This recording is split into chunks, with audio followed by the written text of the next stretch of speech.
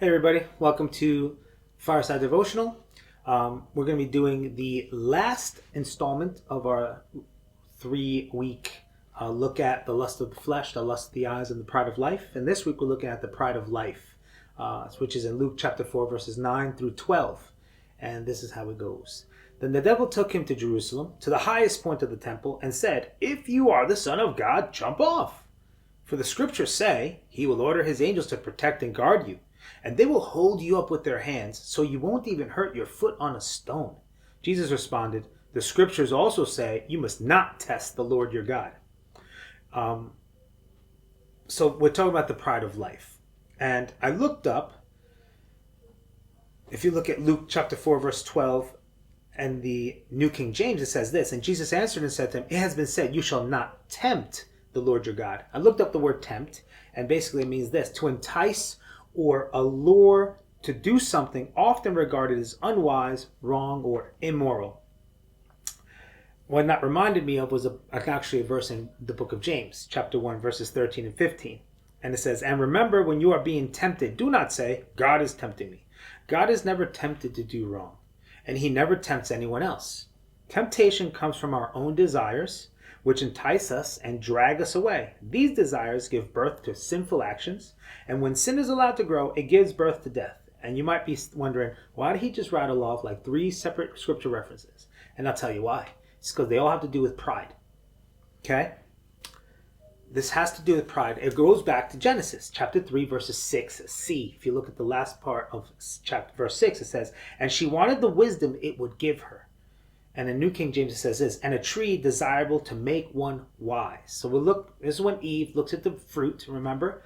And we're talking about actually when Jesus is tempted by Satan, but all three temptations in the specific order also correlate with the 3 reasons why Eve decided to take the fruit, take that first bite of fruit. First was the lust of the flesh, Satan's first temptation to Jesus, the first thing that Eve saw. Next was the lust of the eyes, Satan's second temptation of Jesus, and the way that Eve perceived the fruit with her eyes. And the third one is the pride of life, Satan's third temptation, his third attack against Jesus, and the same way he attacked Eve was, or her flesh attacked her in conjunction with what Satan had already presented her, the tree desirable to make one wise. So it's pride.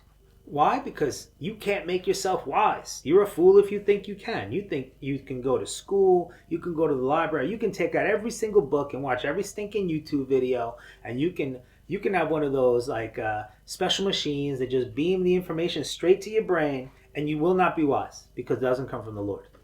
James also talks about earthly wisdom as opposed to heavenly wisdom. And look at that, I have the verse right here. James chapter 3, verses 14 to 17. "But if you are bitterly jealous, and there is selfish ambition in your heart, don't cover up the truth with boasting and lying. For jealousy and selfishness are not God's kind of wisdom. Such things are earthly, unspiritual, and demonic. For wherever there is jealousy and selfish ambition, there you will find disorder and evil of every kind. But the wisdom from above is first of all pure. It is also peace-loving, gentle at all times, and willing to yield to others. It is full of mercy and good deeds. It shows no favoritism and is always sincere." That's God's wisdom. Purity, goodness, peace, gentleness, willingness to yield to others. Basically, willingness not to take up your own rights, right? Mercy, no favoritism, and sincerity. That's God's wisdom. Now, we can only receive this kind of knowledge and wisdom from God.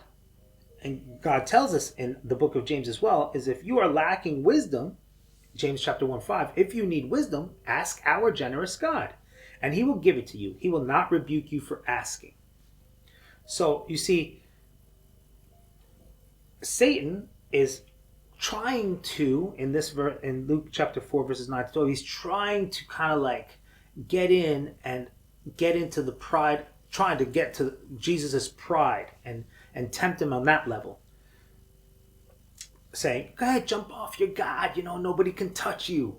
You won't even get hurt." But Jesus would be foolish to even fall into that. It's kind of like when you go to school and kids are like, "I double dare you." And then you say, no, I'm not doing it. "I dare you." No. I double dare you. No, no, no, no. I triple dog dare you. All right, man. See, now you done it. Now I got to do this. I got to save face. It's not about saving face. That's pride rising up in you saying, oh, I can't let this guy show me up. And Jesus didn't have that problem. Satan says, go ahead, jump off. This is what Scripture says. And Jesus is like, get out of my face. Scripture says don't test God. Now leave. And Satan had to go. Pride in your life is going to cause you to distort things. Like, think of Satan here. He's actually taking parts of Psalm 91 out of context, distorting it to try to cause Jesus to sin. And what does Jesus do? He comes back with Scripture in context and refutes Satan's misuse of Scripture. Another instance of this is when Adam blames God for the woman he gave him. I ate of the fruit because of this woman you gave me. It's not my fault. It's your fault because you gave me this woman. That's what he's doing. That's pride. He couldn't own up to the fact that he messed up. It says in the Bible, Adam sinned with his eyes wide open. He knew what he was doing. Eve at least was deceived. Adam was not. So wisdom comes in humility, humbling ourselves before God and asking for wisdom. So if you want to combat pride in your life, ask God's help. If you want to combat pride in your life, then you need to start practicing humility. So I'm going to leave you with that tonight. Practice humility on your everyday, in your everyday life. Practice it, and you'll see that wisdom will follow not too far behind. All right, have a good night. God bless you.